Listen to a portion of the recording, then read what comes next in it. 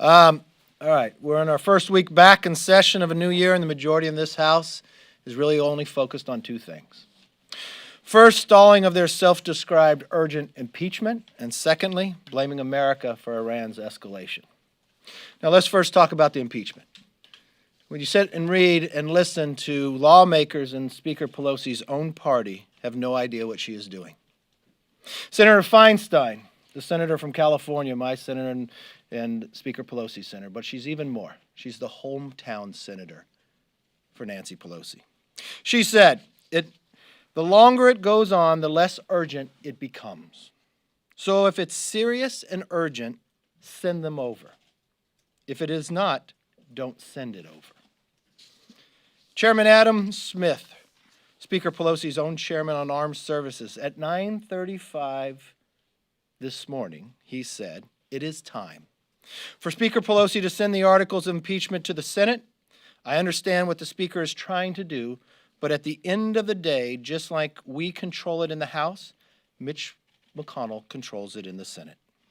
Or Congressman Jamie Raskin, a member of the House Judiciary, but also the member who was selected to represent impeachment inside the Rules Committee. He said, there can't be an indefinite delay.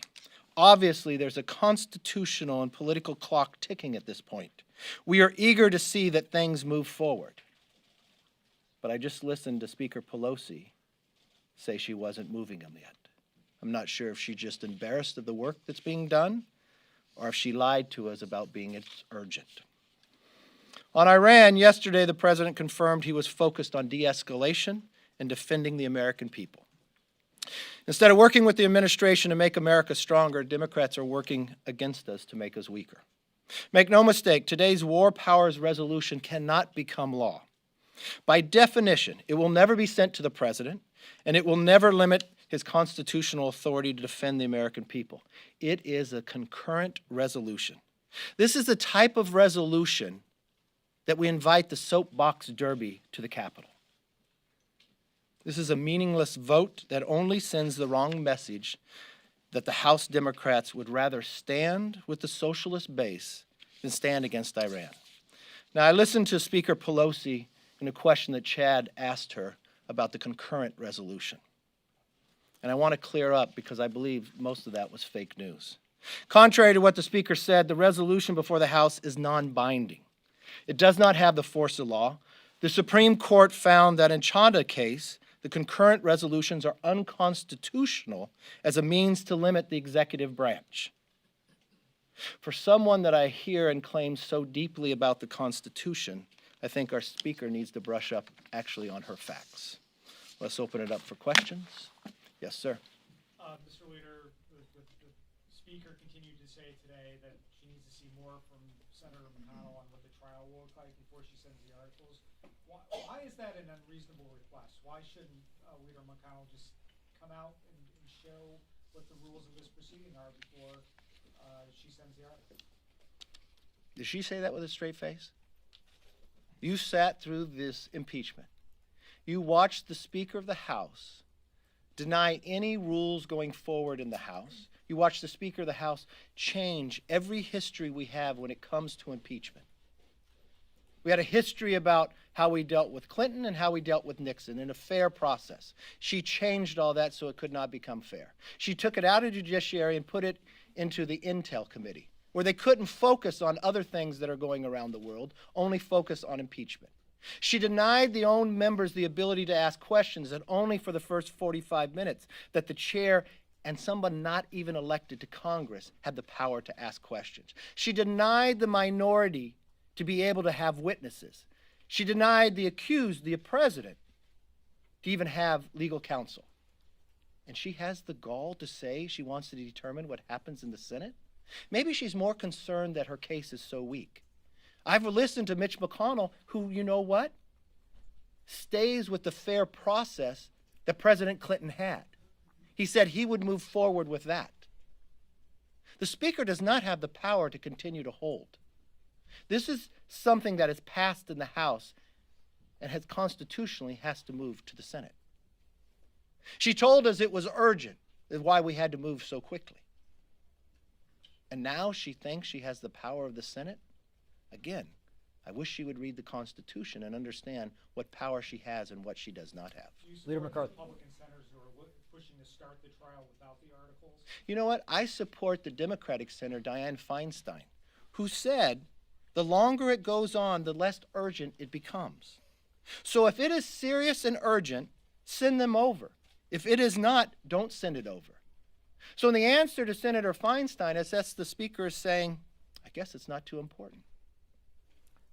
Why did you waste an entire majority on trying to impeach a president and then hold the papers? Or what about her own committee chairman, Adam Smith, who said it is time?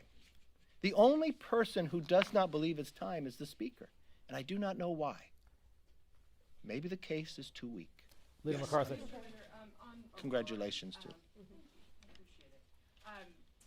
The senators Mike Lee and Rand Paul came out at yesterday's briefing with the administration saying that they encouraged them not to have a debate on war powers. They came out calling this un-American and are siding with Democrats, Tim Kaine and their war powers resolution. Do you think it's a debate worth having around war powers? Why would you say this debate wouldn't be worth having? Well, first of all, they're lying to the American public by a concurrent resolution. It has no power. It has no power whatsoever. It's equivalent to when we invite the soapbox derby to the Capitol Hill. So the Speaker just stood before you and either does not know the meaning of the Constitution or she lied to you. I'm not sure which one it is. The idea that they want to curve the ability of the president to react when more than 600 Americans have been killed, when our embassy has been attacked, when an American was killed and that was a red line. When did you ever? Restricted from debating this? No, we can gladly debate it. I'd love to debate it.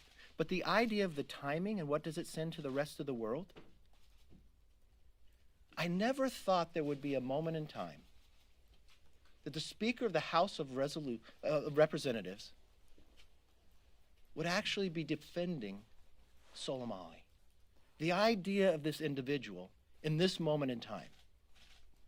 That they would be defending Iran, that somehow they did not escalate this. When a president stood before the world and the country yesterday about de-escalating, what do you say to all the Gold Star families? Did you listen to what the Speaker just said? Soleimani was a bad person, but. There is no but. He's a bad person because he killed American soldiers. He's a bad person because he led us against the embassy. He's a bad person because he went after the tankers. He's a bad person because he bombed the refinery. He's a bad person because he was planning more against Americans. The president was right in his actions, and we are safer today for it. Leader McCarthy. I think that part of what the Democrats are doing today is wrong. And in the current information that I just heard coming out about the airliner and not supplying the black box, I think the Democrats should pause and have the information, if it was what is being said is true right now, of why that airliner went down. Why would you defend Iran and not protect America? Leader McCarthy, thank you. Is there risk for Republicans if the Senate, regardless of what rules they operate under for a Senate trial, taking care of this too quickly, being perceived as moving too expeditiously once it does get over there, that's danger for Republicans because it looks as though Republicans writ large are going overboard to defend the president? Not at all. That we're moving too quickly. I'm saying if the Senate, if they don't, give this 5-6 weeks at least, like they did with President Clinton in 1999, if that's the model that Mitch McConnell wants to adhere to, if they Well, there was no 2 weeks, time set when you went and did Clinton. I mean, the Senate has the right to sit down and look at the facts. This is different because this is, according to Jonathan Turley, a constitutional lawyer, which I think is probably the one who's most respected in this country, who is a Democrat, who did not vote for the president. He said it was the fastest, thinnest impeachment in the history of America. He said the only abuse of power would be actually moving forward on the Democrats if they move forward with this impeachment. So I'm sorry if this is so weak. And when I listened to the Speaker said she's really concerned about bipartisanship. Yeah, she said that last year in March, why impeachment could not move forward. But when impeachment moved forward, the only bipartisan vote was no. So with her own rules of how to move forward, she broke them. She broke the history of how we did it in the House when it came to fairness.